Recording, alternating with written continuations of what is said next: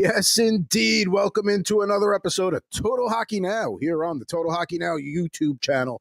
That over there is at Fuzzy Chris 91, Christopher Merez. I am at Pucking Thoughts, Adam Bernard. Our third line mate at Ant Rivera 86, not here today. Now, when he told us he wasn't going to be able to make the show today, he's like, hey, I go back, he had a son recently, like my paternity leave ends this week, I'll go back to work on Monday. Like, oh, of course. He buries the lead. No, he needed dental work too. That was the real, like, don't get me wrong. You want to spend as much time with, we all know the real reason. No surprise here that, Ant needs dental work again. Oh, well, the sun's going to rise tomorrow. So there you go. That's where that goes. I mean, listen, water continues to be wet, right? Exactly. So here we are, our defensive pairing today. Chris and I are going to go through the trades and signings from the week. We'll touch on the NHL draft just a tiny, tiny bit, but then we're going to go in the free agency preview mode with next week being free agency. One of the crown jewels of the NHL calendar every year. Decent class this year. Definitely some good names at the top. Not great for goaltenders and only a couple of defensemen really worth mentioning. This is more of a center wing class. We will get to all that later. Sorry that we are late today. Chris's computer decided to do that thing where it does the update at the most inopportune time. And it's like, nope, this is happening right now, whether you like it or not. And for myself, my dog went to the corner of the yard that he's not supposed to go in because he just starts barking through the fence. And I need that bush that I planted there to get bigger quicker. So he can't go there. So I had to go bring him in. So that's why we're 10 minutes late. But nonetheless, still going to give you a full show today. Give you plenty to talk about here on Total Hockey Now. Now, I think we have to start. There's been some trades this week. I think the first thing we have to discuss here is the Mammoth acquiring J.J. Peterka. Now, before we get into the actual nuts and bolts on the hockey side of this is more of a symbolic trade because for years, the Coyotes were the team in the NHL that other teams used to make their trades happen. Oh, we're going to dump this salary here. We'll give you this pick to take this bad contract there. Buffalo has now become that team.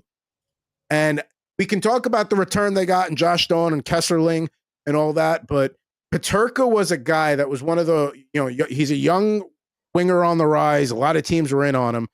The return there, less than ideal, but hey, the Sabres now officially the team that everybody else uses to get things done. You are now the Oakland, Sacramento, Oaklamento Athletics of hockey. Good for you. Listen, teams are bad because of management. When they are no good, they make choices that they shouldn't. And the Buffalo Sabres continue to be the gift that keeps on giving to the rest of the NHL. They are basically the farm team for any other team. The minute they give them credit, they can develop, they can draft and develop players. And then once they are just about to be elite, they ship them off somewhere else so they can win Stanley Cups, right? We've seen it with Jack Eichel. We've seen it with Reinhart. Trading away a young player that is yet to hit his peak is certainly a choice. It is a choice. Now, I mean, it's not the worst return, but it's underwhelming, right? We know how much general managers just love right-handed defensemen who can play the right side. Kesselring is he's a big body, but he's still young and there's still time for him to develop into something, but he's a good two-way player. He brings size.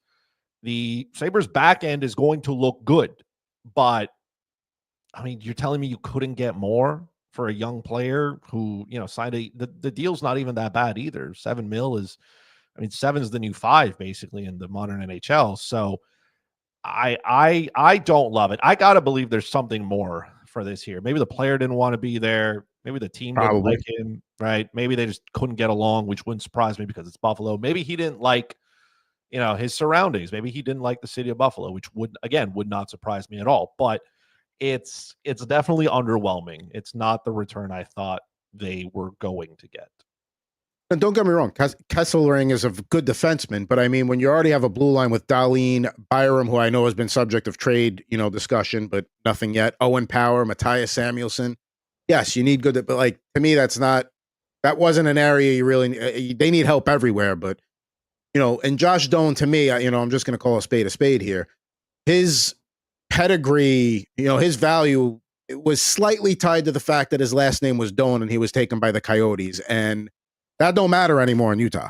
So I mean, good for them, I guess, for like getting rid of that last, tie to the Coyote, the obvious tie to like the Coyotes franchise. It's not players that have played there, but that, the don't name is the don't name. I just think for a guy like Peterka, who I know the Rangers were in on and a lot of teams were kicking the tires on, I don't know. I mean, again, like you said, maybe Peterka was like, I'm not staying here, get what you can for me kind of thing. Maybe. I mean, I think for this to be a win for Buffalo, they need Doan to really hit the max potential. And that's a lot of pressure on a kid, right? He is a good player.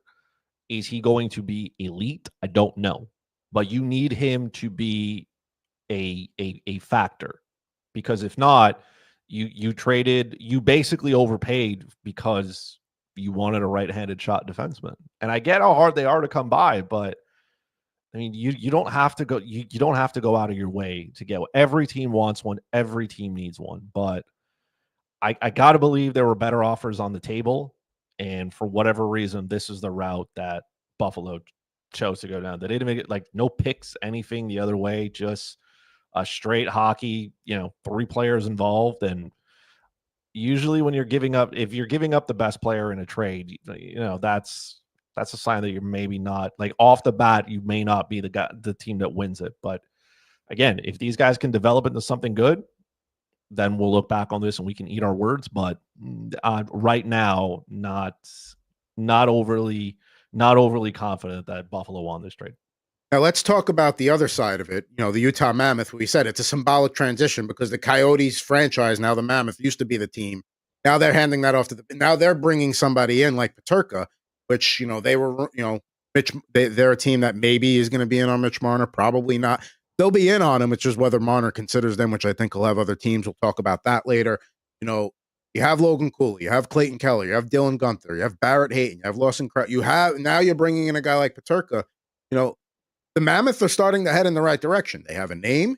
They've made one of their first big acquisitions since being in Utah. So things are starting to go the right way. And who knows what happens, next week. Maybe they bring in a Nikolaj Ehlers. Maybe they do somehow convince Marner to go there. But nonetheless, at least the Mammoth are starting to build something there. And I don't know if we're going to, we'll see what the landscape looks like after next week. I don't know if it's too soon to maybe, discuss wild card picture, but why not? They have a very dangerous top 6. That top 6 is young. They got a lot of kids coming. They're all going to mature at the same time. Their defensive core is decent, right? They probably need to add maybe a couple more pieces there. Their goaltending, I guess, is the wild card here. Like, how good can Vejmelka be? How good can Ingram be? If they can be solid, then this is a team that can challenge for a playoff spot, because that top 6, again, lethal, and they're only going to keep getting better, right? Like, they're not slowing down.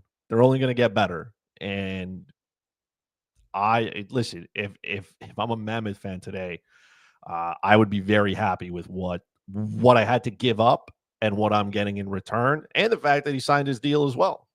There's no signing bonus money and stuff like that. He did a straight hockey deal as well. So you lock him up as well. It's a good day in Utah, that's for sure. And as always, not a good day in Buffalo. Yeah, no, that's probably some good day in Utah, not so much in Western New York. Now, a couple others to get to before we get to our free agency preview. And again, we weren't on the air last week, so we're playing a little bit of catch up here. Jets signed Jonathan Toews to a 1-year deal.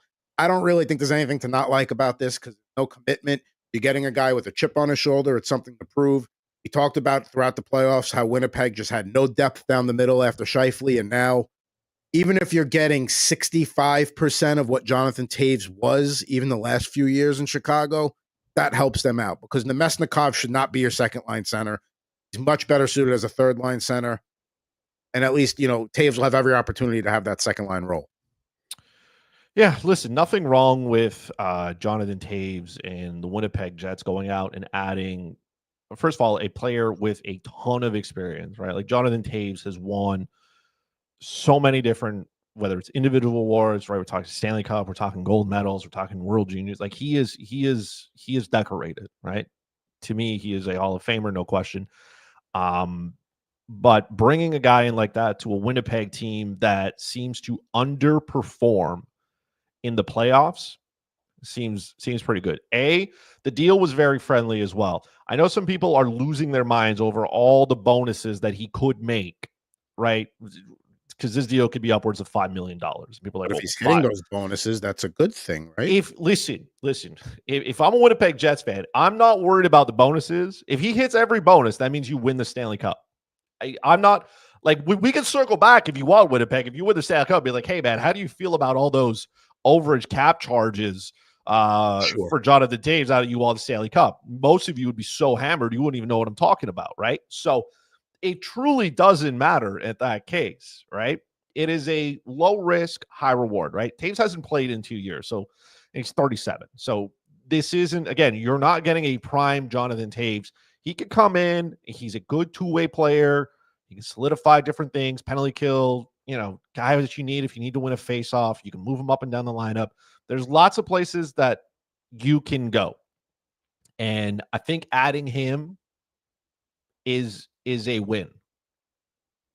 To win, and like you said, the valuable playoff experience, everything that on Toews' resume that brings to the table is something that the Jets room has been lacking.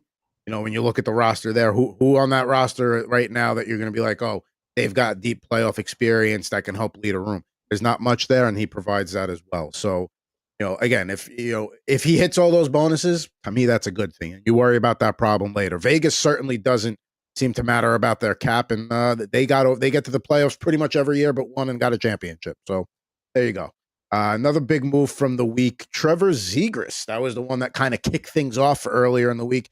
Heading to Philadelphia. In return, the Anaheim Ducks get Ryan Poehling, a 2025 second, a 2026 fourth. I know some people thought that was an underwhelming return for Anaheim, but when the guy has been on the trade block for basically a season and a half, and he's kind of wanted out, and also they're reuniting with Jamie Dry, not with Jamie, but Philly's starting to make moves in the right direction, and I think a new scene will help Zegras a lot.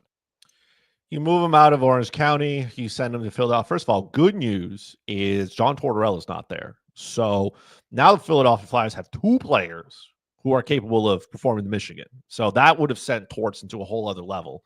And who knows where, Zegras' mental would have been like that. Yes, it was Jamie Drysdale. That's who they move him over there. He reunites with his good friend. This is a low-risk kind of opportunity for the Flyers, right? You go out, you get a player who obviously hasn't lived up to what was expected of him. You go somewhere else. On paper, the Flyers, I guess, are a better team than the Anaheim Ducks, but there is an opportunity there for him, and he can take it and he can run with it, right? I feel like in Anaheim, he was getting buried a little bit on the depth charts, wasn't really healthy as well. I don't know if he's a centerman yet or if he's a winger. He may become a winger because centermen are very, very coveted.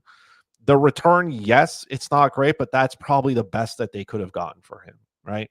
That's at the end of the day, teams know when you're desperate and when you're not. Exactly. And taking a risk on somebody is saying, hey, I'm not paying you the full value of what you may have thought he was or what you drafted him to be. Like this is the best that we can do. This is what we'll give you, right? The Poehling is just adding a player to the lineup who can play. And then the picks are, hey, whatever that organization can make out of them or turn them into another NHL player. But it is underwhelming. But now it's up to the player to do what he's got to do to, bring his value up because he's going to be due some money at some point. And we know players love to perform in contract years. So once he gets there, and again, the same thing with the Flyers. This is a rebuilding team. He can go there. Nobody can ask a ton of questions. There's a good group of solid young players there as well. They're maybe starting to bud slowly there. That they have some holes in their lineup still, but they're going to get better at some point. And he's joining something that at least the wave looks like it's starting to move. I'll say this too, and this might be a crazy thing to say about somebody going to the Flyers. I don't think there's a ton of pressure on them because I think universally the bar has been lowered so much for Zegras right now that if you get anything that's consistently productive out of him, whether that's in a second line role, he's centering the third line, whatever it is, as long as you're getting something out of him, I think that people will be happy with that. Because again, like you said, he got buried in Anaheim, things, and things never really got off on the right foot there. And that sometimes can hurt the development of a young player too. Like he came in right around the time where like Ryan Getzlafs of the world were like winding their career out.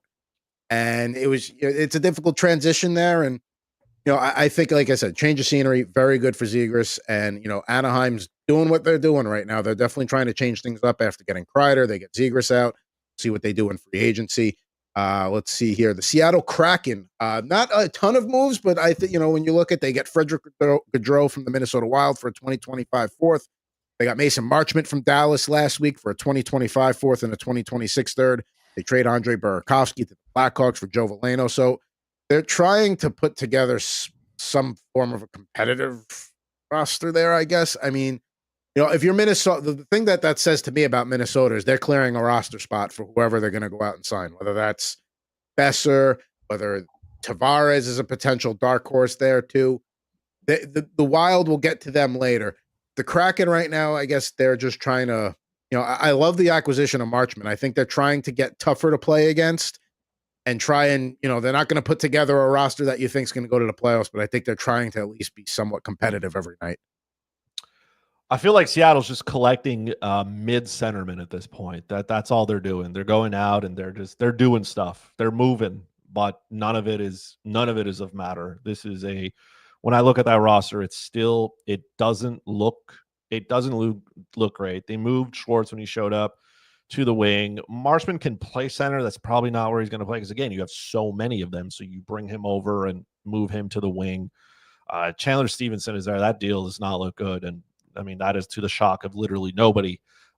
We'll see if Matty Beniers can take a step. We don't know what we're going to get out of Shane Wright. There's so many bodies in Seattle, and none of them are appealing. Not a single. I don't look at this team and say, hey, they're going somewhere. I'm like, we could be decent, or we could be a lottery team. Like, and when I say lottery, I'm talking about a top 5 pick. They just don't look good. They don't excite me.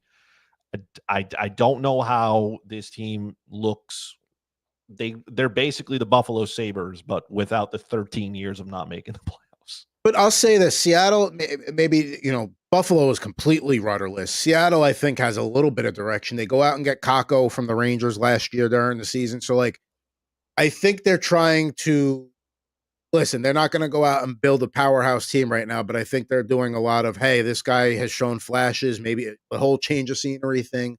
So Marchment, Dallas has cap issues that they're going to have to figure out there.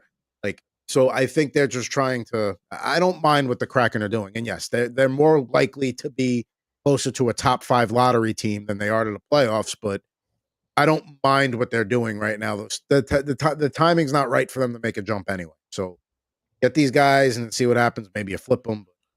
Kraken certainly keeping busy this week. Panthers acquired Daniil Tarasov from Columbus for a 2025 fifth-round pick. We all Jet Greaves is going to be the guy there. And now they get a quality backup to, all Russian goalie tandem with Sergei Bobrovsky there. A lot of Russians in the goal for the 2-time champions Florida Panthers. So nothing wrong there. They go out. They had a goalie who, he hasn't had, I guess, a ton of success, but to be fair, he's also been in Columbus. So we'll let that slide. He can slide it to the second role there in Florida, play behind a very good team that knows how to win. Maybe you give Bob a few starts less than he's used to, kind of just make sure his body doesn't fall apart here. Nothing wrong with it. They didn't have to pay a ton. Everybody wins kind of thing. I mean, there's no point in keeping a player around if you're not going to use him. Might as well get an asset for it. Florida had a need. Columbus had a player. Very basic hockey trade. I can't imagine that phone call took too long. No, that was both sides were happy to walk away with what they got on that one. Vegas signed Riley Smith. They're close with Brandon Saad. Because they're Vegas, they'll still go out and get players. But I mean, the fact that they're keeping Smith and they're keeping Saad maybe tells me they're not going to go crazy trying to find wingers. But again, we'll talk more about them later. The Senators signed Fabian Zetterlund to a 3-year contract with a 4.275 AAV. So they make the acquisition at the deadline. They keep them. I like that signing. Zetterlund's a good player. Fits in as a middle 6 wing that can play on the top line in a pinch. And then finally, Evander Kane going from the Edmonton Oilers to the Vancouver Canucks for a 2025 fourth-round pick. So Edmonton already starting to make some changes, I guess, from the roster that hasn't worked the last couple of years. Yeah, listen, I know. Evander Kane's conduct off the ice, right? And he was better in Edmonton, which is, again, we're not patting him on the back for doing the bare minimum, but there was some improvement here. He goes over to the Canucks, and I guess he's more of a character player at this point in his career. Like, he's not the same player he once was. He's going to get a chance to probably play in their top six because the Vancouver Canucks need bodies that can at least exist. Because that team looks like they're going downhill, and they're heading for quite the rebuild here. I can't imagine, like, we don't know what's going to happen with Thatcher Demko if he's sticking around. I mean, let's not talk about, Quinn Hughes could potentially depart that team. Elias Patterson, who knows if he's going to be able to return to greatness or not. So Filipino with the head again, Filipino, you're right. There's so many question marks here for this team. So he's going to get a chance to go there. He's on the final year of his deal. Edmonton had to move money out. There's no question about that. They had to move money out. They have to find a path to, like, whatever Connor McDavid wants, we get him, because yes, he is due for an extension soon. I don't think money is going to be an issue there. Whatever he wants, we give him. But it looks like it's not just going to be a question of money. Like, Connor McDavid is, like most generational athletes, exceptionally competitive, and like, he's as close as he can be to winning a Stanley Cup without winning it, right? Like, he's there, but he obviously expressed some frustration, which again is normal because he wants to win. And the Edmonton Oilers got to figure something out. I don't know if he's going to walk just yet. My initial thought was, like, if he's in no rush, if he wants to see how this plays out, like, how hard it is to go to Stanley Cup Finals 3 years in a row? Like, you got to be an elite hockey team. And the like Tampa Bay Lightning, right? Like the Florida Panthers and the Tampa Bay Lightning do it before them. Those are elite hockey teams. The Edmonton Oilers are not an elite hockey team. They have stumbled their way there, and they have been led by the two greatest players right now in the NHL. So if he wants to see how this team is going to improve, right, they need some depth up front. The problem is they don't have money.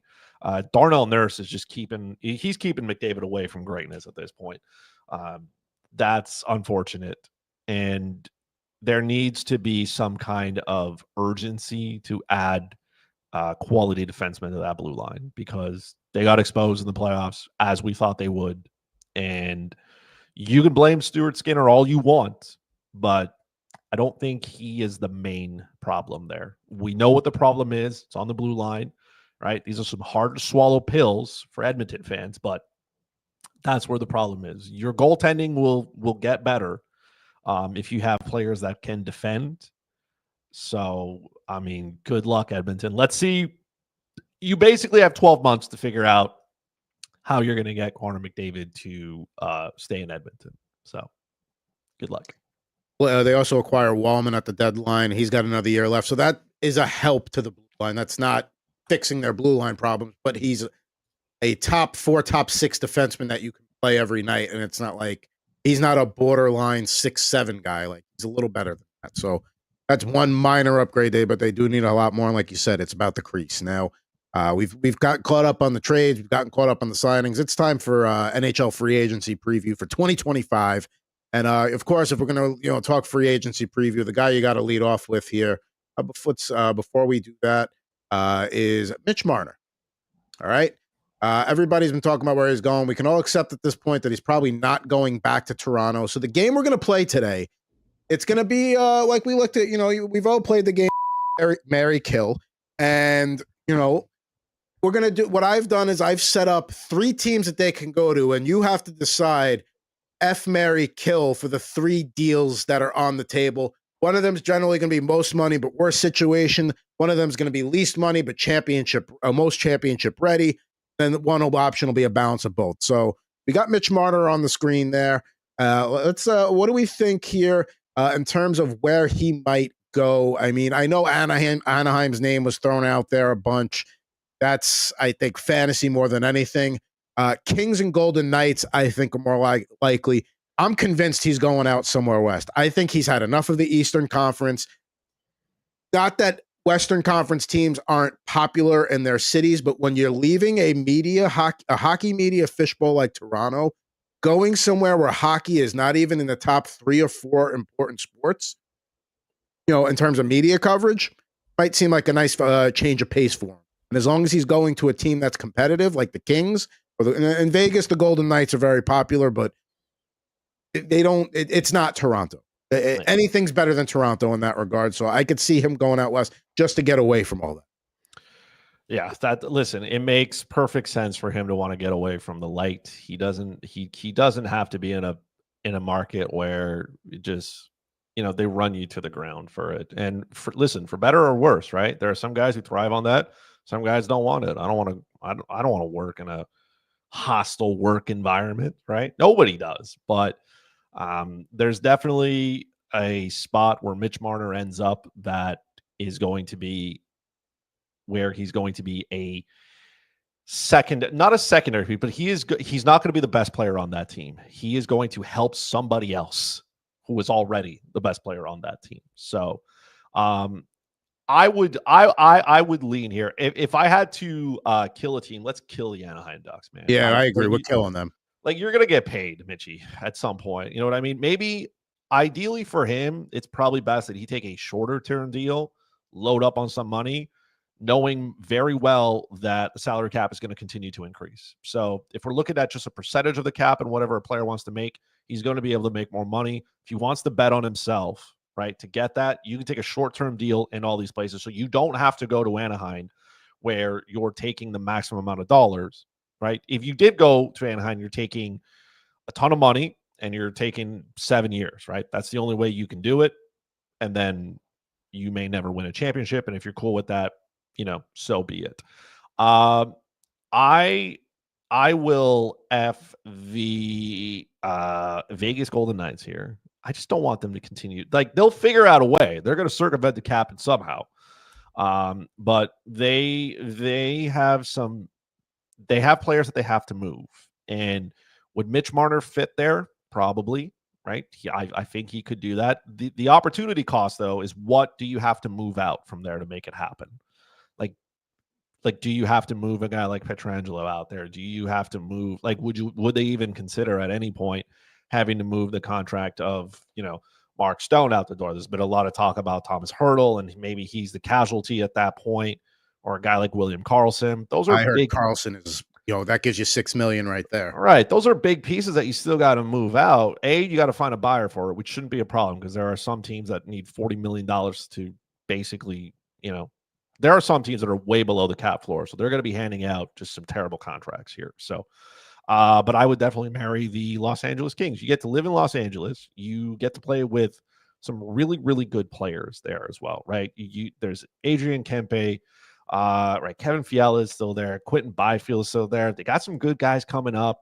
He doesn't have to be worried, asked to play the most amount of defense. He doesn't have to kill penalties, right? Like, Kopitar's still breathing, right? Danault is still breathing. There's a lot of good players on that team that can handle the responsibilities. I have no problem with elite players killing penalties, but that's just not their job. I don't pay you to do that. It's great that if you can. Look, there are unicorn players, right? The Anze Kopitars and the Patrice Bergerons on the world. Like, it's great when players can do that, but if I still want my star players to play meaningful minutes, right? I don't think, that's Connor what the Trevor Moores and the Warren Fogels are for. Right. Like, there was no reason for Connor McDavid to be killing penalties, man. And you could see it at times. That's not who he is. You can, he's the best player in the world, but that's not the art I want him to master. It's the same thing for Mitch Marner here. I don't want him to master that. I want him to continue to go out there and be a force offensively. So I guess I would marry the Kings. That would probably be the best for him. You could take a shorter term deal, go out there, put together 200-point seasons, and then, hit the bank, and then decide wherever you want to go to what tax-free state makes you happy. Like, figure it out from there. But that's how I see his situation working out here. The other reason why I agree with your assessment on who I'm marrying, who I'm killing, who I'm effing with the Kings here is, like I talked about before, a lot of places hockey is not going to be covered the way it is in Toronto. LA is a Dodgers town. It is a Lakers town. It is a USC town. They love the Kings. When the Kings were winning their cups and the Kings, they support, there is a heavy fan base there. But to me, that's the perfect balance of going somewhere where you can buy your trade, make decent money, maybe even get a couple of sponsorship opportunities in LA, because that's always on the table when you're right down the block from Hollywood studios and ad agencies and all that stuff. And you get to go to a team that, let's face it, the Oilers have shut them down in the first round of the playoffs the last 4 years. But like you said, good team, a lot of things there. A guy like Marner could put you over the top in that division. So you see eye to eye on this one. That's Mitch Marner. Now, if we're going to talk, we got to go to the Conn Smythe winner from this year's Stanley Cup playoffs next, Mr. Sam Bennett. So these are the three teams I've decided to put up there for him. Least money, championship ready. Obviously, the Panthers. They would love to keep him, but if they keep him, that's going to be a lot of other issues in terms of cap stuff down the road. But hey, if you're going to lock your core in and include Bennett in it, you could do worse. There have been talk. He was the odds-on favorite to go back to, not to go back to Toronto, but to go to Toronto. And then I saw the Bruins also as a potential rumored team. I know the Bruins are going downhill, but I mean, Bennett's the kind of guy that Bostonians would love. They are desperate for center help. So I can see Boston trying to make a move like that. If it's me here, I'm marrying the Panthers. Again, I don't want to go to Toronto. Like, listen, I know there's that, hey, you go to, like, when Mark Messier came to the Rangers, you got to slay that beast. You got to slay that curse. We're going to talk about the curse of 50 years. We're not going to, I don't know if I want, after what he won, he's gotten that reputation off his back. The same guy that couldn't do a pull-up at the combine however many years ago. Now he's like, the talk of the town in the NHL. The last thing I would want to do is kill that buzz and go to Toronto. So for me, I'm killing the Leafs. I'll bang the Bruins, but I'm marrying the Panthers if I'm Bennett, because like we've talked about, you've got guys like Markov locked up. You've gotten guys like Chuck locked up, Forsling. Like, you have a good group there, and if you can be a part of it, there's no reason why the Panthers can't be the bad boys of the NHL and run shit in the Atlantic Division for the next 5 years, especially if you could keep Bennett around. Yeah, I mean, why would, like, if your goal is to win, I mean, why, you know what I mean? Where else are you going to go winning? I know that, teams have to lose at some point, but you have 2 Stanley Cups under your belt now, and you have been a factor in them. He was a great factor. So first of all, shout out to all of you who did follow us in knowing that Sam Bennett would win the Conn Smythe, because he did. So, you can spend your winnings wisely, maybe a contribution to the 401k, RSP, whatever you enjoy. But yes, I would, I'm staying away from the Toronto market. And if he needs any convincing on that, maybe he could just call up his buddy Mitch Marner and be like, hey man, how's life in Toronto? Because he's going to get paid. He can go out and get paid, right? And I know some people say, oh, but he only had like 67, 70 points. It doesn't matter, because when you needed him to produce, he did exactly that. All right. He's basically maybe the modern day version of, Justin Williams or Dustin Brown, if you want to go back that far. These guys, when it mattered most, they won. They could play multiple roles. On that Florida team, he doesn't have to be the centerpiece. He doesn't have to be the guy who does it. He just has to play his role well, and he does that perfectly. So he doesn't need to go to Toronto, where all of a sudden they're going to be comparing the money that he makes to how many points he's going to get, right? Toronto needs somebody like him, but he's not going there because he doesn't want to deal with that kind of stuff. And why should he, right? The Bruins is that's the fling here. I'm sure if he wanted to go there, Brad Marchand would say very nice things about about Boston. Boston has to decide what they want to do here. Do you want to be a contender? Are you going to rebuild? What are we doing? He would probably slot into a top center role, which is not what Sam, I don't think of Sam Bennett in a top center role. That's not. He's a great second line center, but as a top line center, great. Yes. For a short period of time, okay, Barkov's hurt, so he's going to slide up there if he stays in Florida. Great, but that's not not to say you don't want him in that role, but that's not the best way to use him. Correct. He is a great second line option, and again, however much you want to pay for that is neither here nor there. That will be for the team to decide and what the opportunity cost is. Boston will spend to the, if they decide they want to compete, they will spend to the upper part of the cap. The same thing with Toronto. So these are teams that have money with the salary cap going up. We'll see how disciplined they are there, but if they want to spend up, they can. The part that makes the most sense is obviously staying in Florida, right? Because apparently the only reason players go to Florida is because, there's no income tax there, which if that was the case, Mitch Marner could go there, take a friendly deal and be happy, but that's not going to be the case. So stay there. You are in the window to win. You've done it twice.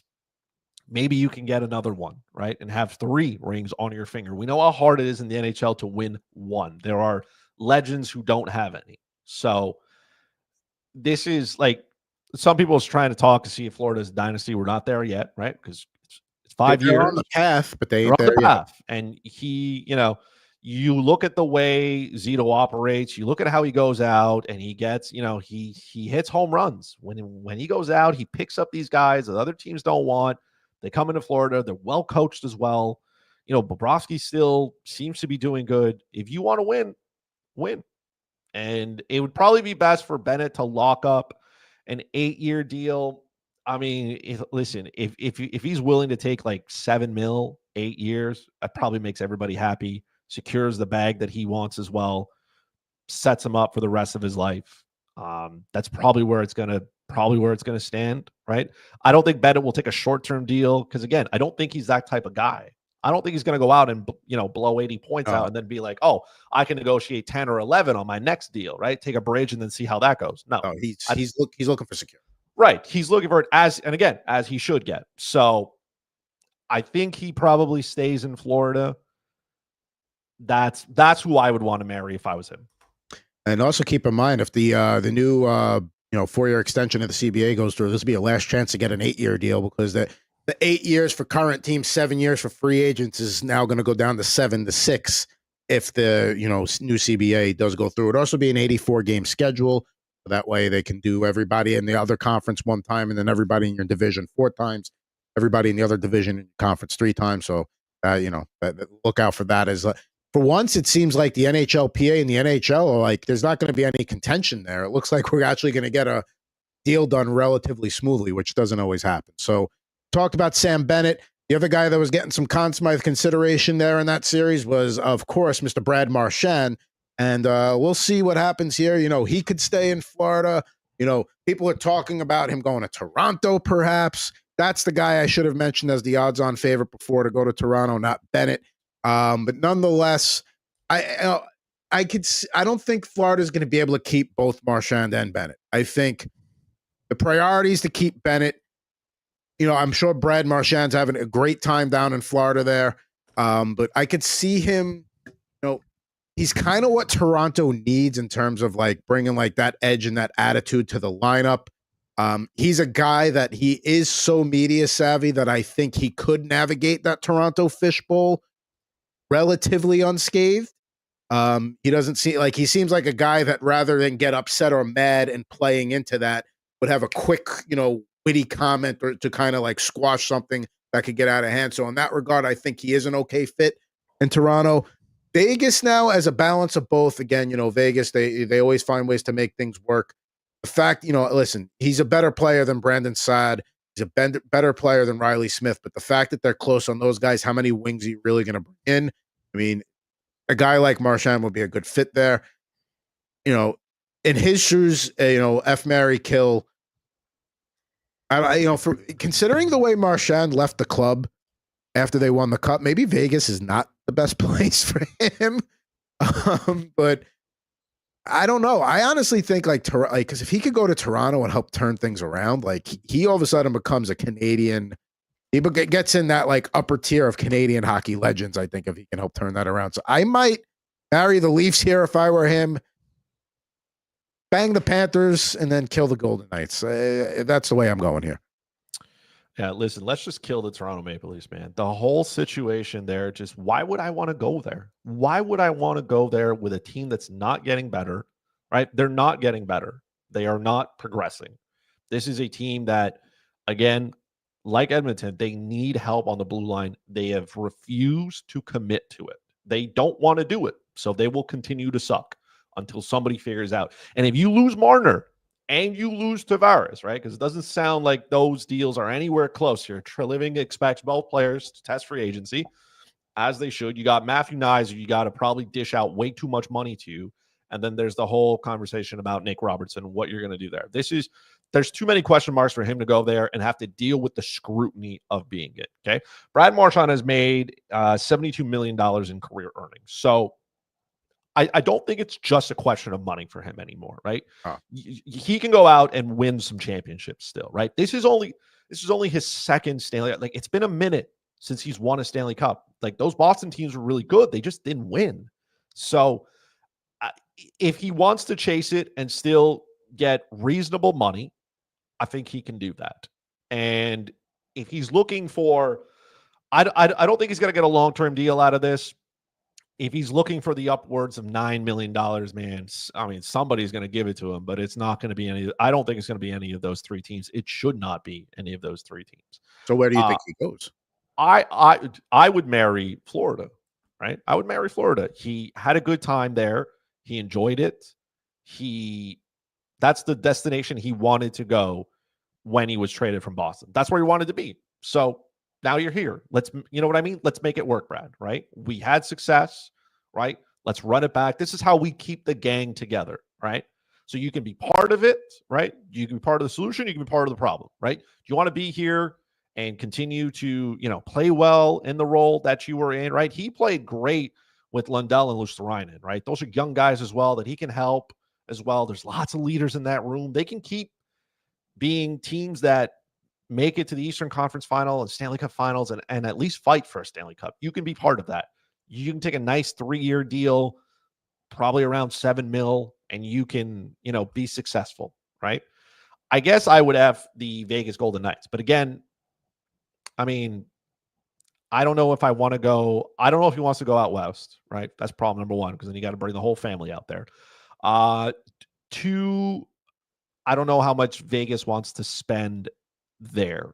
It's going to depend on where Mitch Marner goes and what they want to add. Because again, if you're adding Brad Marchand, you may not have enough money to figure out the rest. And we'll see what, again, the CBA is going to probably rectify at one point. Your roster on the ice in the playoffs has to at least follow the salary cap. So at some point, they're going to be like, hey, you can't just be, collecting pieces, putting them on LTIR, and then get to the playoffs and be like, hey, we're just running $100 million payroll here. So I think he stays there. But you know what, Brad? Why not? Why not just come to Montreal? You know what I mean? Why not?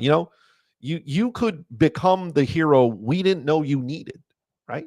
Young team, right? Lots of great places in Montreal. I know I know, every time they come around here, they're heading out to the nice restaurants. You can become.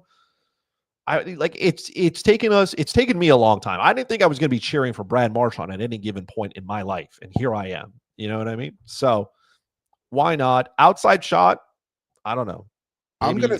I'm gonna throw you a dark horse for an outside shot as a team that could use him in a middle six role, would be able to get decently paid and could have a huge impact. To fill the role of Anthony Rivera, the Devils. You mean to tell me a guy like Brad Marchand? Listen, I understand that's not a sexy destination, but just looking at it, I'll say this: if you're concerned about family, New Jersey's a great place to move your family to. The Devils are on the rise. If Jack Hughes could stay healthy, we'd see what they can do in a playoff run. That would be a dark horse candidate to me that I think he'd get a pretty significant role, because yes, they have Jesper Bratt. Timo Meyer's underwhelmed. Dawson Mercer keeps getting over. He keeps having to play over where he should. I think Marchand would be a pretty decent fit there. I still think you should stay in Florida, Brad. That or Montreal? I know you don't like the winters, but I mean, you lived in the New England area. You know what it's like. You can get away with it. It's cool. Checking in, Faulty Synapse. It's been a while since the algorithm brought y'all to my attention. Good to see you guys. Good to have you back, Faulty Synapse. So love the profile picture there on YouTube there. So of course, please, everybody, rate, like, subscribe, review, all that good stuff. And you can also reach out to the show as well, totalhockeynow@gmail.com. So talked a little Brad Marchand there. We're almost halfway through here. Talked about Toronto plenty. We talked about Marner. We talked about the possibilities of Bennett and Brad Marchand going there. John Tavares. So here we go. These are the three teams that I'm going to throw out on the table. Least money, but convenient because he's already there. He's we all know how much he loved the Leafs as a kid and all that. But like you said, things are not going well in contract negotiations. Maybe a little bit of lowballing going on. As you said, Toronto's going to have to spend their money wisely and upgrade other areas. But they do need to, if you can't lose Marner and Tavares unless you replace one of them, middle ground, John Tavares there for he would slide right in as that second line center in Montreal and have an immense impact on a young lineup and on a team on the precipice of being really good. Minnesota, to me, also kind of fits that bill a little bit, especially after they move Gaudreau out. Because what do you got? Joel Eriksson Ek and Marco Rossi, and I think Rossi's probably, you could play Eriksson Ek as a top line center. I think Rossi's more of a third line center at this stage of his career. But Tavares would be a great fit there. I know you're going to marry the Canadians with this one, but let's try and talk about the other two for a second here. Tavares, you think like maybe this is just posturing and that he gets a deal done with Toronto and doesn't go anywhere, or is he more likely out the door right now? I play by my own rules, obviously. I'm going to kill two teams. We're going to kill the Montreal Canadiens. I'll explain why. We're going to kill the Toronto Maple Leafs here as well. The disrespect to John Tavares here. I know you knew when he signed that deal for $11 million, he was probably not going to live up to it for the entire portion of his, of the deal. You knew what you were getting into bed with, Toronto. Don't be shocked here. Okay. I feel like fans want him to take this ridiculous hometown discount. Like people are talking about $4 or $5 million. And like John Tavares is not like, he's not who he was. But I think he can play a second line center role and still win key faceoffs and still provide. I think he believes he's worth around $7 million a year, which is the new $5 million, which would be acceptable for him. I don't know if he wants term. He has made $111 million in his career, so it's not a question about money here. He has not won. So maybe we're chasing, the Brad Marchand experience where we go somewhere where we can win. And the Leafs can't get it. Like the Leafs can't win. And if Marner's walking out the door and, other things need to happen, if I were him, I would not want to be there. You played in your hometown of Toronto. You got your experience. You posted your picture when you signed that deal and everything. Great. Pajama boy and everything, which is what we celebrate every year in the Montreal Canadiens when we listen to it. Listen, I do not fault Tavares all that time back ago. What he signed us, 2018 with Dubas? Yes. I mean, he didn't even take a meeting with the Montreal Canadiens, okay? And now I'm not going to blame him for it because the Montreal Canadiens were not a very good team at that point. Why would you go to a team that, wasn't on the verge of becoming something great? So I don't take it personally. But in French, we say, right, je me souviens, which is literally on our license plate. It means I remember. I remember when you gave me the cold shoulder. Now you're older. Now you want to come here. Now you may think about wanting to be here. Listen. I know the Montreal Canadiens need a 2C.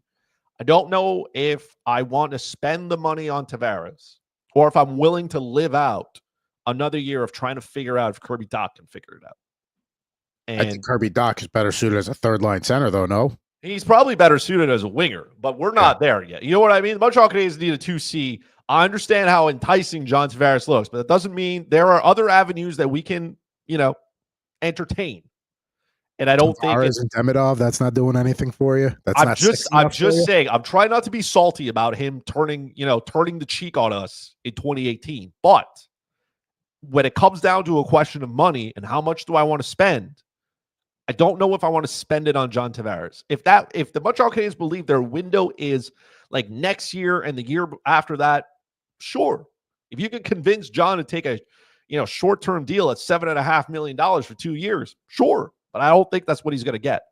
I think a lot of players that go to July 1st are going to get paid because the salary is going up. And it's like normal kids. When you give kids extra money or they get their first job and they buy things they don't need, that's what most general managers are going to do. You're going to see a lot of terrible deals from general managers who can't manage money. And then you're going to be like, why are these teams so bad? And you'd be like, well, look at how they spent it, right? That's what we're going to see of. So if it comes down to a bidding war, I don't want to be part of that. So I will marry the Minnesota Wild because the Minnesota Wild are desperate for a center. And I feel like they are closer to winning. And if he wants to stay close to the East Coast, he can go to Minnesota. He's going to play with great players as well. He's probably going to get some top power play time as well, which I don't think he will continuously get in Toronto. And I probably wouldn't give it to him in Montreal either, because there's more than enough studs at that point. Like Nick Suzuki plays 2 minutes, and I'm perfectly fine with letting that line roll. I think Minnesota is a good spot. They are a good team. They suffer just so many unfortunate injuries to their key players that slowed them down a little bit. And, hindsight, again, coulda, shoulda, woulda kind of thing. We'll never know because it never happened. But if Minnesota wants to address, especially if they're in the market to move Rossi, right? If they're moving him, they Gaudreau's out as well. So we need somebody to play down.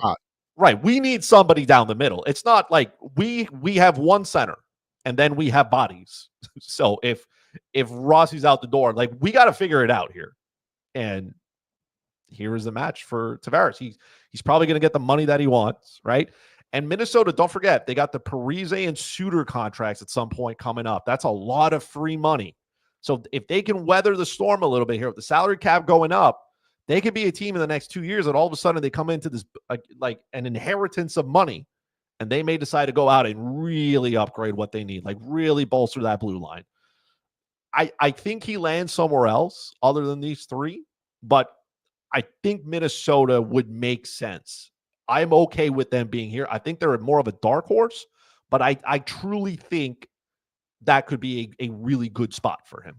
So where would be a landing spot for him? Because I know Colorado was a name that was mentioned, but now that they signed Brock Nelson, that's not happening. Right. Where does Tavares go if it's not one of these three? And I agree. I don't think he's going back to Toronto. I think he got that experience of playing for his boyhood team and got plenty of it.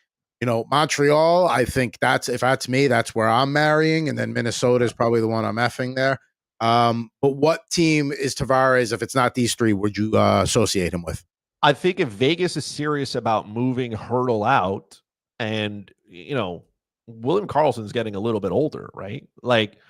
You're going to have to bring in somebody, right? If you're moving out two guys who are good at both ends, you can't just have Jack Eichel and then, I don't know, somebody. So that would probably be a good spot.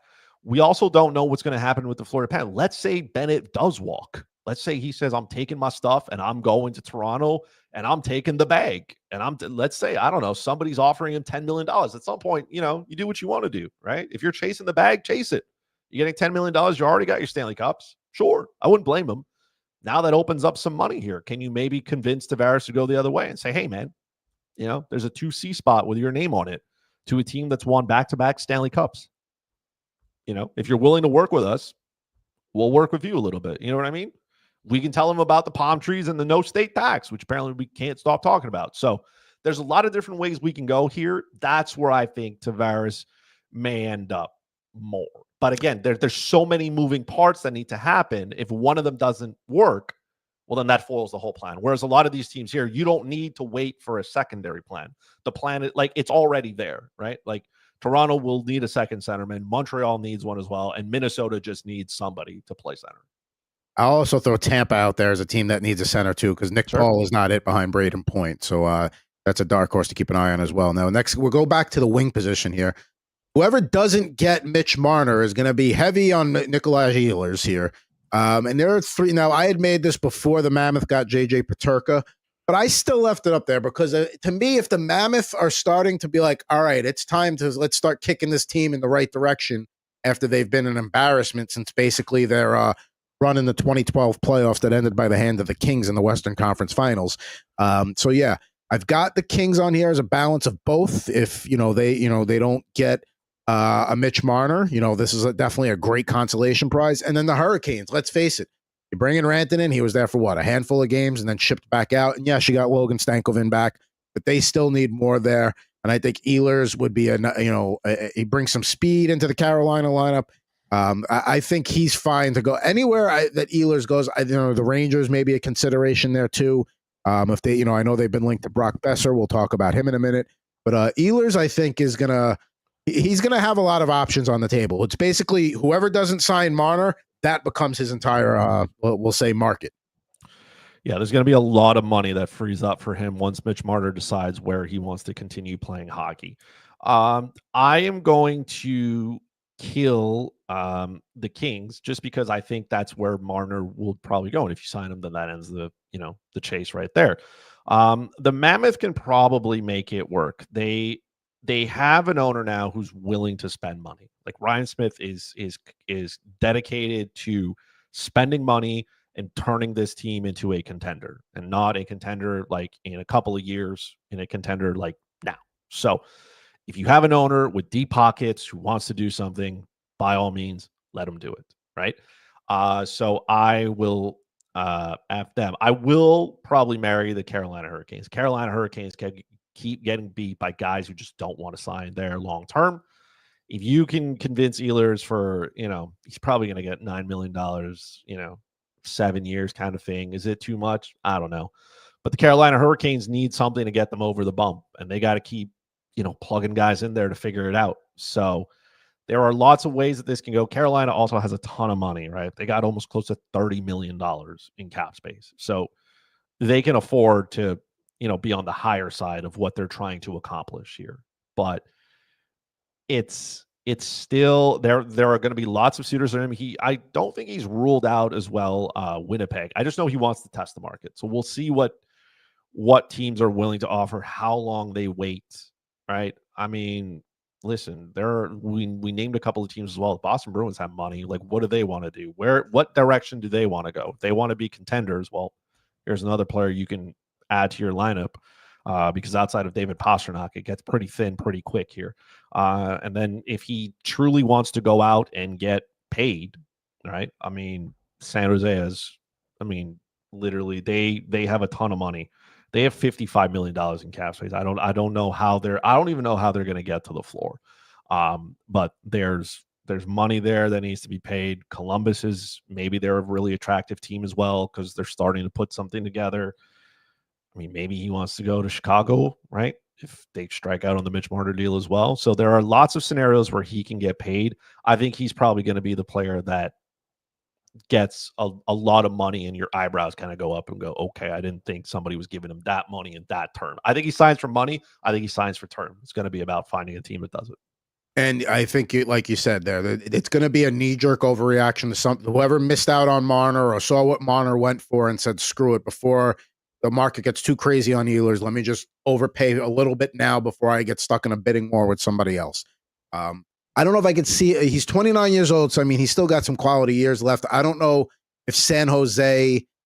I think San Jose, if they were, they could be a dark horse, but I think, it's Marner or bust if they're going to try and bring in a big guy. Maybe next year they'll maybe try and take a big swing. We'll see what happens, with the draft there. Misa is going to be the guy they probably take after Schaefer goes number 1 overall to the Islanders. So, Celebrini and Misa 1-2 punch in a few years. Not too shabby if things work out there. But yeah, I think at the end of the day, Carolina may be that team that overpays, because we all know they've needed punch. They all needed offense. The Rantanen thing blew up in their face. I think they can't afford to come out of this without this free agent season without a marquee free agent impact player type. And I think Ehlers is that guy for them. Because I agree. I think Marner's going to the Kings. So there's Ehlers there. We got 5 players down. We got 5 to go. Let's get to Brock Boeser here. Probably the third consolation prize here if you don't get Ehlers and if you don't get Marner. Although I think he'll go first. I think he'll sign outside of that. I don't think he'll get caught up in waiting for that. Teams that he's been linked to that I've seen are the Rangers, the Senators, and the Wild. If I'm going to F, marry, kill selfishly here, I'd like to see him go to the Rangers, but that's probably the one I'd F. I'd marry the Wild and I'd kill the Senators, because I don't know how much he helps Ottawa get to that next level. He definitely helps, but I think he kind of needs to go to a situation where I don't want to call him a complimentary player, but maybe a step above being a complimentary player. So as much as I'd love to see him go to the Rangers, play on that top line right wing spot there, that's what they need, I think Minnesota would probably be his best fit. I will give it to the Rangers. I'll marry him to the Rangers. Yeah, they need somebody to play there. I don't think the experiment of having Mika Zibanejad on the wing is it's going to work. So he can still get traded. He could, but that contract's not looking any better. day by day goes. I don't know if the money will work there, just because I think the Rangers. The Rangers already have. They got some money here, but they got other problems. They only have 16 players signed, so they have to spend their money wisely. But in a dream scenario, that's probably where I would marry them. I would kill the Senators. Just could not care less about them and what's going on there. I also don't think he stirs the drink enough, right? I believe he's got to be a complimentary piece. I will F the Wild, because I think, again, you can join a very good group of players there. Minnesota, they have the money. They only have 14 players on a contract. So there's things that they got to figure out. Yes, their need is still a centerman. And last time I checked, Brock Boeser doesn't play center. So if that's, it would be fun to see him go there to maybe assist Matt Boldy on the other side. So you got Joel Eriksson Ek, you'll have Kaprizov. You can play Zuccarello there as well if you want. And then you could have insert center here. Let's say you keep Marco Rossi, and then you have Boeser on one side, and then you have Boldy on the other. That's a pretty good top six. That's, that can generate some offense. The goaltending's not terrible per se, and defensively, that's probably where they need the most help. So it's not what they need. Sometimes we don't do what we need, right? So I think would be okay with that. 2 years ago, maybe this is more what they need, but now Boldy is starting to come into his own as a guy that produces on the wing. We've talked about Zuccarello. He's still an assist machine over there. Obviously, Kaprizov's there. So selfishly, again, I'd love to see him go on the Rangers, because, if the Rangers really are going to be like, all right, we're going to make a 2-year run at this and then do what we got to do, maybe Boeser's the kind of guy that fits in there. But yeah, we'll see. Does he want to go and play in New York? A lot of guys do, but maybe he's got intentions to go somewhere else. Going back to the Sharks for a minute, faulty synapse. The Carey Price contract from Montreal could help San Jose get to the floor if it comes to that. Yes, that's a very, very possible option there, because that's like what the Johan Franz, what was it, the Pavel Datsyuk contract that went to Arizona initially, or whatever it was. So yeah, Henrik Zetterberg. Listen, it's $10.5 million you don't have to pay, but helps you get one step closer to the floor. So look. I don't know. I still, man, it'd be tough to see like the headline of it happening. I know we're not going to go on a tangent, because I already have that plan for tomorrow. But the fact that Carey Price is not a first ballot Hall of Famer, I know we don't have time to talk about it, but not a first ballot Hall of Famer is egregious. And I'm going to take absolutely nothing away from the players who were named, because they all deserve to be there. They are all very good class. They are all Hall of Famers. And I've been listening to some people with some absolutely terrible takes about why he shouldn't be there. The only trophy he doesn't have is Stanley Cup. There are other goalies in the Hall of Fame as well that do not have a Stanley Cup and who deserve to be there, right? Henrik Lundqvist being one, Roberto Luongo being the other. They deserve their spot. Nobody's taking it away from them from there. Carey Price has won every single other trophy that you can imagine that a goalie can win. He has won gold medals. He has won Calder trophies. He has won World Juniors. He has won the Hart. He has won the Vezina. He has collected his fair share of hardware. He played on a team for the better part of 10 years that was miserable and had no offensive punch. He dragged that team to a Stanley Cup final. He lives rent-free in the minds of Toronto Maple Leaf fans, because they'll never have a franchise goalie like that. He is a generational talent, I would say. And maybe I'm being a little bit biased, but again, I don't care, because I'm right. So first ballot Hall of Fame. But even going back to how his career started, he got off to a strong start, and there were people who were already like, "Oh, Patrick Waugh comparisons. Yeah, that's what we want to do. Compare a young goalie to one of the greatest of all time." But I don't want to say he lived up to those expectations, but he got damn close. Slapshot podcast for more on that tomorrow. Is it tomorrow that you're going to be doing it, or this weekend? Yes, I'm waiting for Noah Dobson to end up in Montreal. Again, I'm not touting my own horn here, because we got other things we got to talk about. But episode 82 of Slapshot podcast was this was 4 months ago. I did it on why Noah Dobson should be in a Montreal Canadiens uniform, and all of a sudden now there's a lot of heat around that. He's a right-handed defenseman. He's looking for some contract. Montreal's got 2 picks in the first round. I don't expect them to use. And they have some defensemen that they can send the other way there that would make Matthew Darche, former Montreal Canadiens player as well, now general manager of that team. Look, he knows the farm system. He knows who he wants out of it. Listen, There's something that can be done there. All right. So I would like them to get that wrapped up sooner rather than later. But yeah, I'm just saying Carey Price is a generational talent, and not having him on the first ballot Hall of Famer, it's just, yeah, not it. Or on Carey Price being a first, but not being a first balloter, apparently, with Mr. Merez there on the Slapshot podcast tomorrow.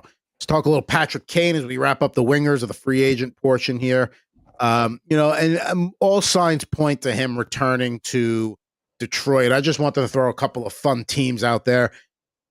It would be kind of like a fitting end to his career if he goes back to Chicago, kind of like, hey, Connor, I know things aren't good here, but take it from me. When things are good in Chicago, they're great. He could have a little chemistry there with him. Maybe, take the edge off of Bedard for a little bit, have some fun there and play. And then I threw Winnipeg on the list because why not, reunite with, if they could get him on the cheap, reunite with Johnny Taves. Again, I know Winnipeg's got other needs. They're pretty well set at the wing, but that would be a fun fantasy scenario there with a reuniting of Taves and Kane in Winnipeg. But don't necessarily expect that. But I think at this point he's going back to Detroit because he's happy there. There are players that like to have a career with like I only played for the original 16, like the Blackhawks and the Wings, and I think he's one of those guys. Like maybe he finishes his career with 1 year in Buffalo just because that's his hometown and all that, whatever. But I can never see a Patrick Kane, and this is no disrespect to any of these teams I'm saying, but going to like a Wild, a Canucks, a Sharks. Like to me, like he's going to stay with a franchise team like like a Blackhawks or Red Wings, and Winnipeg only because he'd be reuniting with Johnny Taves. That's the only reason why he'd be. Yeah, makes perfect. Look, I don't expect him to leave Detroit either. I think he'll get a fair amount of money. He's probably going to play on a lot of 1-2 year deals, kind of finish out his career.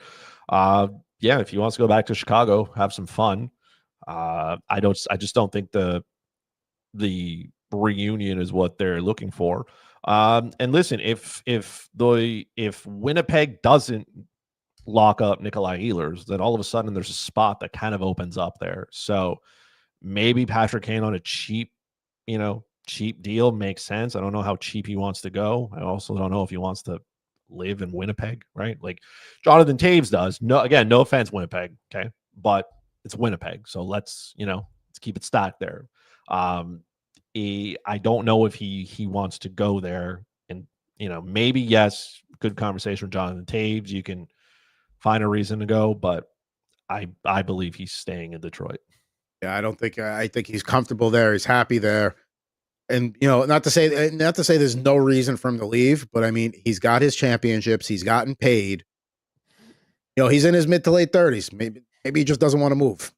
That's fine. And Detroit, not that far from Buffalo in terms of being somewhat close to where you grew up in your hometown and all that. So we think Patty Kane is staying. A guy that's more than likely going to be on the move here is Mr. Aaron Ekblad. Let's get to the Blue Liners here. We got a couple to talk about. Detroit seems to be the one where if you do the search around the internet and Twitter, that there's a heavy linkage there to Detroit. Could go to Toronto. That's obviously a need that they have. And a guy like Ekblad would go a long way to shoring up that blue line.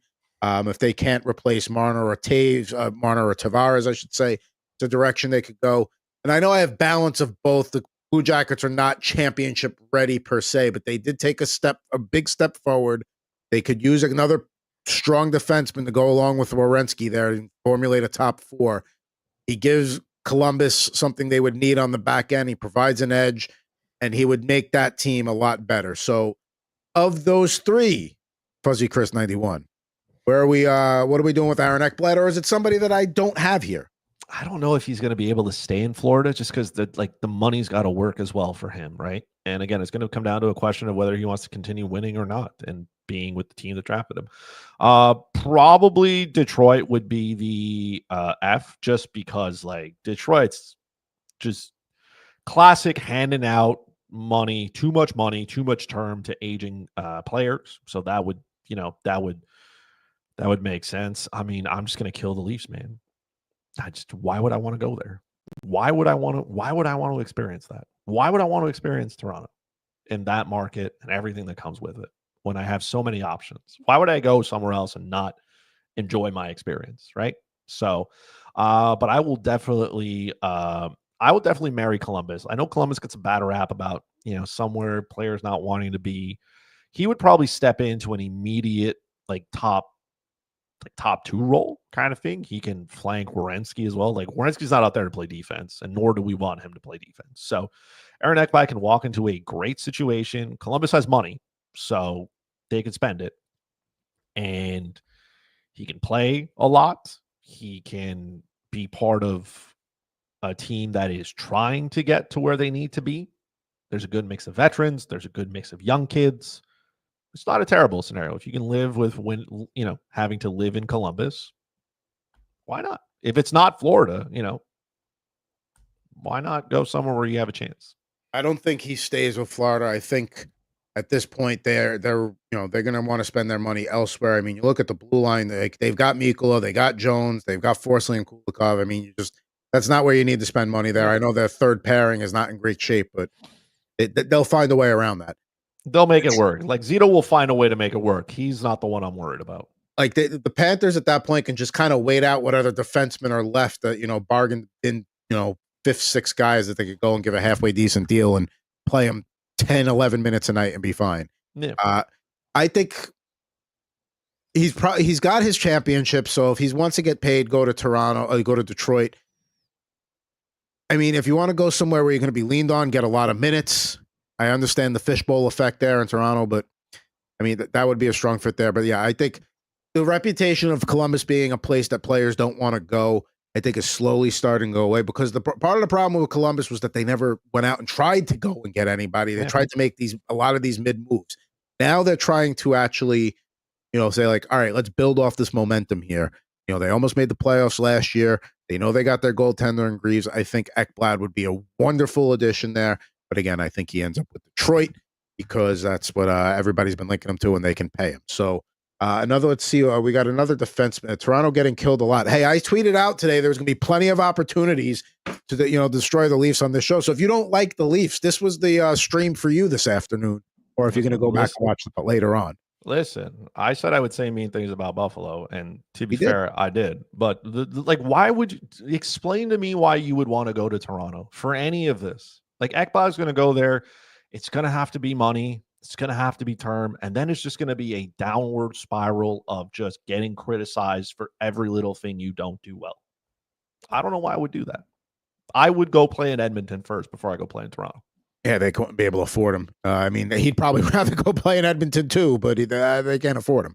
I mean, there is that allure that if you were a part of the Leafs team that turned it around, like, I'm sure that would be quite the experience, but even then, Leafs fans would probably find a way to mess that up too. They'd probably screw up the parade. With Marner and Tavares walking, they are not a better team today. We'll see what they do after free agency, but they're not a better team today than they were last season, and they were not a better team last season than they were the year before. They are progressively getting worse. But if the whole argument is the blue line is what they need help, and obviously you don't want to lose Marner and Tavares, you could take a nice chunk of that money between the two. Give it to Ekblad. He's going to be playing 25 plus minutes every night there. That's for sure. Yeah, but now he's not doing steroids. So, like, how good is he? You know what I mean? Allegedly. Now he's not as, now he's not as good. So, I mean, I wouldn't expect him to have a Brady Anderson tail off where there was that one year where he hit 50 home runs and never got past 30 again. That's an old Orioles reference. It's going many years, but don't expect to be the same there. But I definitely, I'm picking up what you're putting down. The second best defenseman on the market here, Vladislav Gavrikov. Now, he's another guy that could potentially stay in with the Kings. Strong fit there. The Rangers desperately need help on the blue line, just like Toronto, although I think he's too smart to look at Toronto. I know they have Keandre Miller. They got to get done with a RFA status there. But the Rangers desperately need a guy like a Gavrikov that just goes out there, plays hard defensive minutes, not going to do a ton. He's not going to do a ton offensively, but he's not a liability there either. He's capable of joining the rush late. He's got a decent shot. The middle ground, like I said, with the Kings, but the Toronto, the Tampa Bay Lightning, they could use some help on the blue line. It's basically Victor Hedman and then like McDonough. Like, how much longer is he going to be a serviceable defenseman?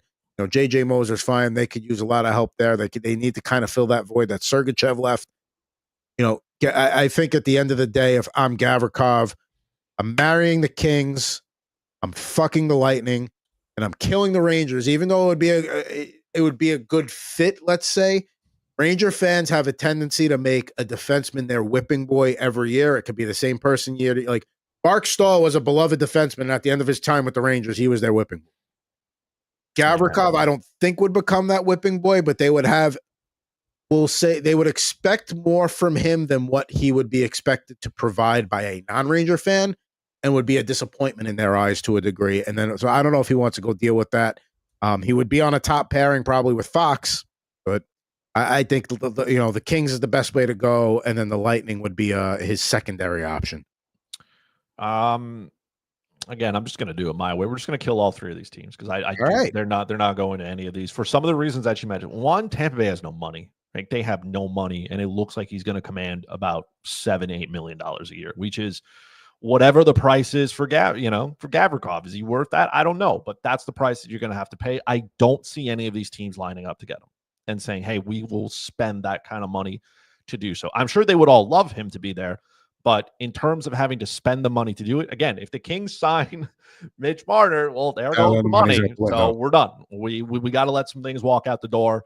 I think the Kings, like their group and defensively, they are fine here. One team I'm going to throw here that maybe it doesn't happen, but it would be fun. It would be with the F. The Winnipeg Jets. The Winnipeg Jets have 19 players signed. They have $23 million in cap space. Adding, I know they have some good players on there, but we saw that when Morrissey got hurt, Pionk had to step up, but after that, it kind of got thin pretty quick. So this is a guy who can step into a good situation, right? He's going to be counted on to play a lot. It will bolster that blue line even more. That will make them a much better team. If you want to go out and make a splash, right? The Utah Mammoth would be another good team here if they have money, right? And then you can never have too many good defensemen. So even if you're going out to pair him with guys like Sergachev and you're pairing him with guys like Dursey, it's fine. You are adding more depth to a very young team that's going to need it. And if you're not going to go out and make your goaltending that much better, let's say you say, hey, we're going to live with Ingram and Vejmelka. It's probably going to be like close to like a 55-45 split. Then you got to make sure your blue line is just stacked at every single point. Right? It's got to be stacked. It's got to be good. And the team, I guess I'll throw out here a little bit more. I don't know how far this will go. And again, depending on what they need to do. And listen, they are the team that they are. The Carolina Hurricanes. I was going to say them. The Carolina Hurricanes. Burns is gone. If you let Burns walk, like there's no reason to sign Burns, right? At this point, he's 40 years old. Okay. I'm gonna check. I can't imagine. They have given out a lot of money to defensemen in the past. So this isn't something they haven't done. You can let Burns walk. You can let Dmitry Orlov walk. That contract, I just feel like it did not work out. They paid too much money for a player that had like a miniature resurgence when he went to Boston. So you're going to need guys on the back end here. You have Jacob Slavin, right? And Sean Walker. So we're good. Shane Gostisbehere is not there to play defense. Let's not get it twisted. So, and then Jalen Chatfield is who he is here. There has to be players, like they need defensemen. And even if you go out and let's say you do get Nick Ehlers, you still have money to spend. And Gavrikov can lock up a position on that left side, right? Because Sean Walker can play. He plays the right side. Gostisbehere, we can put him wherever we want. Jalen Chatfield plays the right side as well. He can slot into, he's a left-handed shot. He can slide into a left-handed side. We know how good Carolina is in their structure, in the way Brendan Moore likes to play. This is a player that fits that structure. So I would have no problem with handing out some money to a guy and saying, hey, offensively, maybe we have to do with what we have. And we're not going to be the highest scoring team, but that's not how they're built. They're not going to go out there to score a whole bunch of goals. They're not scoring 5-6 goals a night. So, let this guy go out there, do what he needs to do. I would be okay with it. If I'm Carolina and I strike out somewhere else, I'm hoping Gavrikov doesn't ask for the bank. But if I have to pay $7 million for 7 years, I'm paying close to $50 million. I'm okay with that. I mean, if you're Carolina and you come away with Ehlers and Gavrikov, that's a good shopping list there. If you come away with those two, and definitely improve the team. So yeah, I was going to say Carolina is also another team I'd throw. Now, this goalie market is terrible. So, but I felt like if we're going to talk about 10 free agents, we have to have the top available goalie to discuss. And for better or worse, that's Mr. Jake Allen. So 3 teams to consider here that he's been linked to. Most money worse situation will be the Sharks because they're going to give the crease to Askarov, but they definitely want a guy that is capable of maybe taking some of that workload here and there, so it's not throwing 60 to 70 games at Askarov right out of the gate. We've all discussed just Edmonton's paltry goaltending here, and not that Jake Allen would solve their issues, but it would be a step in the right direction. And then the middle ground is the Flyers. Looks like they're trying to either move out Fedotov or Urson and then bring a guy in like Allen to kind of have like a 50-50 split there. So if you're Jake Allen, which of these 3 do you go to? And I'm going to be honest here. I'm going to say I'm going to kill the Flyers because to me, like, other than the convenience of going from playing in Jersey, going down I-95 for like 90 minutes into Philadelphia, you're basically you're signing up to play, but you're not really going to have, maybe you sneak into the playoffs, but there's not high aspirations there. If that's what you're going to do, then go to San Jose, get paid, know that you listen, you know your role there, and that's fine. I don't want to deal with the mess if I'm in Edmonton because no offense to Jake Allen, he's not good enough to turn around their problem. So he's going to go there. They're going to treat him like there'll be fans that'll crap on it, but for better or worse, he's going to be expected to do it. And I don't think he's necessarily good enough behind that Oilers team to solve the problems there. So if I'm Jake Allen, yeah, I got no chance of winning and going to the playoffs, but I'll get paid. I'll get to help a young goalie develop.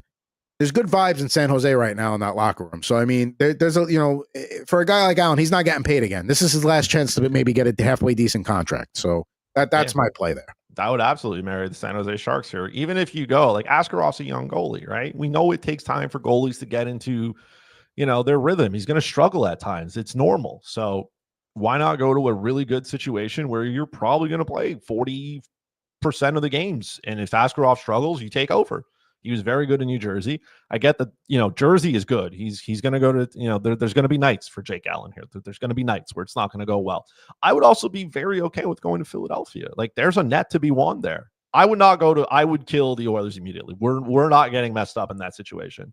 They got Skinner around, what are they like? Even if you do go there, it'll be more of a goalie controversy than anything. It's not like, because if Skinner's not playing well, that's, Jake Allen comes in and he's got to do all this magic. He's going to be expected to be a savior, and that's not what he is. He's got a Stanley Cup on his finger, so if he's not chasing that and he wants to get paid, sure. A lot of these Stanley Cup teams already have the goaltending situations figured out. If you want to go, be a backup somewhere, sure.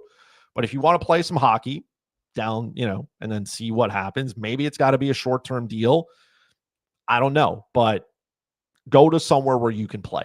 Because we saw what happened with Mackenzie Blackwood. He went to San Jose, he did well, and then he found himself on a really good team, and he got a contract in exchange for it. So don't forget Vitek Vanacek, who started the season in San Jose and ended it by lifting the cup. There's lots of scenarios for you, Jake, here. If you want to go to where the vibes are high in San Jose, and we're not winning a lot, but we're having fun here. So it'd be good as well. He can mentor, a younger goalie. When he was here in Montreal, everybody talks about the professionalism of him. Everybody talks about, it was tough for him to have to deal with that 3-headed monster.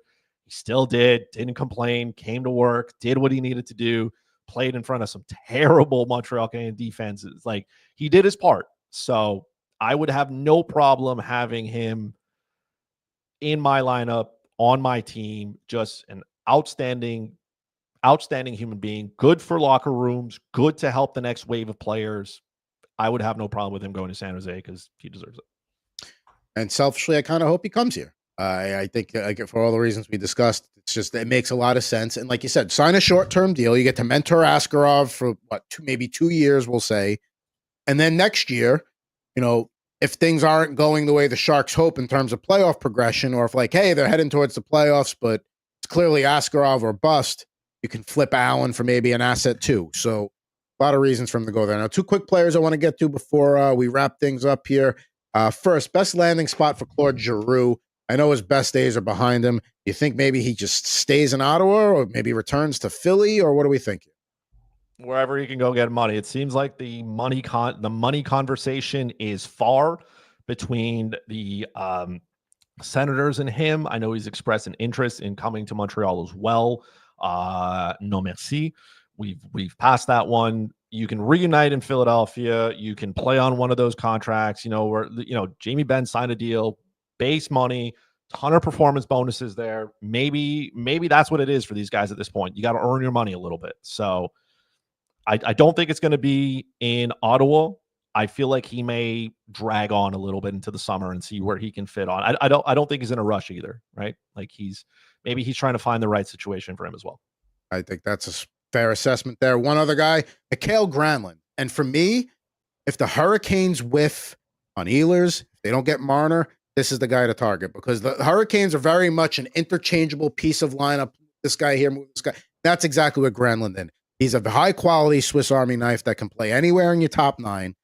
Play the center, play the left wing, play the power play, play the penalty kill. That's a great fit if, and maybe they, like you said, they have money, but if it's, the price tags are getting too high, Granlund's a guy that I could see a team jumping on before he becomes a consolation prize to, somebody that loses out. So, yeah, I think that Carolina would be an excellent spot for him. I could not disagree with you. If you can't get one of those big guy, big stars. He was he was good in Dallas, right? He contributed where he needs to. He knows the type of player that he is. He can play multiple positions as well. So if you need him to play down the middle, you need him to play the wing, he can do so. He can slot into that lineup. I mean, Carolina at one point is going to need a centerman because Jordan Staal is 100 years old and Jesperi Kotkaniemi is just not good. So somebody's got to play down the middle there. If you want to play Granlund there, it works. I'd also consider, if I was Granlund, Columbus, another team that like he would have a big impact on and would make significant contributions there. So there we go. There's our 2025 NHL free agency preview coming up next week. Of course, moves will happen that'll date half of this content probably by Saturday, but nonetheless, happy to provide it for you. Now, before we go, we used to talk sweater weather here. We did have a rebrand in the NHL this week. The St. Louis Blues, and there's looks like what's basically EA Sports NHL 26 mock-up of it, but very accurate there. They go with the slightly lighter shade of blue. They develop the music note a little bit more there. We liking the rebrand or not? It's for me, I like when teams like the Blues, who have not really changed their look drastically since they've come into the league in the late 60s. They're not a team that needs so. They got it right the first time. So the fact that they didn't deviate too much from it, just kind of gave it a little bit of a makeover, went with a shade of blue that, is not as common as the typical royal blue that you see throughout the NHL with the Rangers and the Leafs. Just a little bit different there. There's a lot to like here. It looks exactly the same. If you would have showed me this and said, hey, look at this jersey from last season, I'd be like, yeah, that looks right. There's no real change. But listen, if you like it, listen, St. Louis, if you like it, my favorite part of this is the tinted visor. Yeah, that's a. I mean, here, well, this is what it looked like last year. Let me pull this up. I mean, there is a little bit of a difference there, but hold on here. Joys of doing this live. Share screen. Not even the best picture quality, but we'll throw that up on the screen there. I got to remove the take on the stage. There we go. So there's what it looked like last year. A little bit more of that navy dark blue trim there, but yeah, it's definitely a different shade of blue.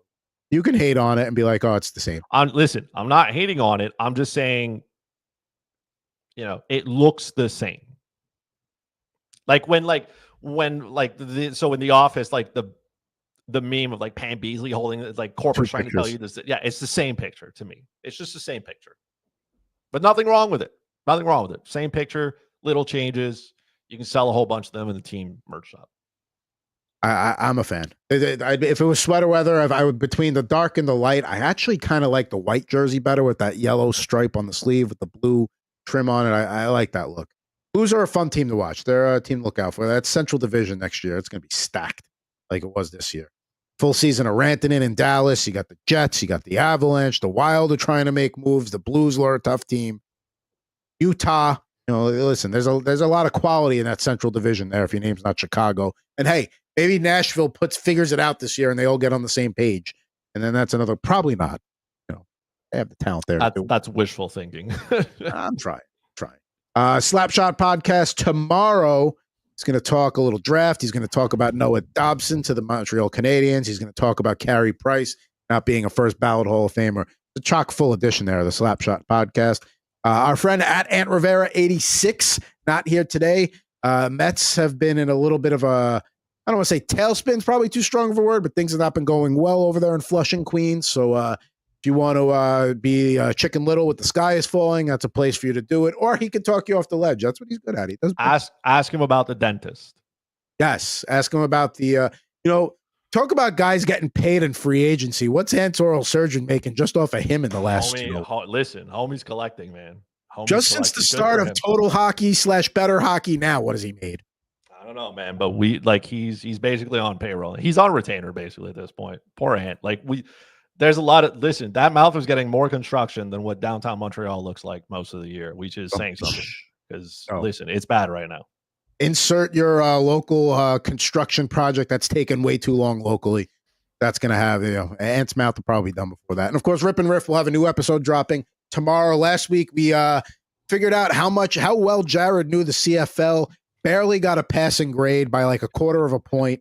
But good effort there. I will say this, Mr. Montreal Alouettes season ticket holder. Why didn't they? I understand you got to do rebrands and stuff. That new helmet's terrible. The old helmet was way better. Doesn't matter. They're all what I know. Yes, I enjoy the old logos, the old jerseys, all stuff like that. Most of the rebrands here that happen in Montreal don't end up, going really well. Ask, CF Montreal and Montreal Impact and all that kind of stuff. But I mean, a Montreal team is undefeated so far, so don't care what they look like. Week 3, yes. Week 4? Oh, week 3. Okay. Week 3. So we're undefeated. Have a good. You're almost at the 72 to Miami Dolphins. Listen, they're 3-0. Everybody else in the division is just terrible. So just, I'm going to those games expecting them to win and drinking a lot of beers. And of course, helping officials understand that when they have a first down, right? You got to help them. You got to help. So trying to get the boys to remember that. There you go. If you go to a Montreal Alouette game, look for that guy right there.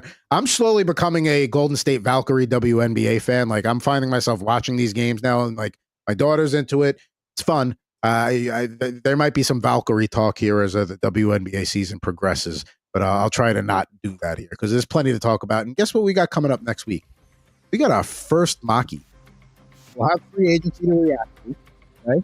We'll have a lot of signings already in the book. We'll talk about what players are still left. All that good stuff. July. The next episode comes to you in July. It's Maki season. That's crazy as that is to sound. But we're at Fuzzy Chris 91. I am at Pucking Thoughts Adam Bernard. Back with you next week. All new episode of Total Hockey Now here on the Total Hockey Now YouTube channel. Thanks for watching, everybody. Good to have you.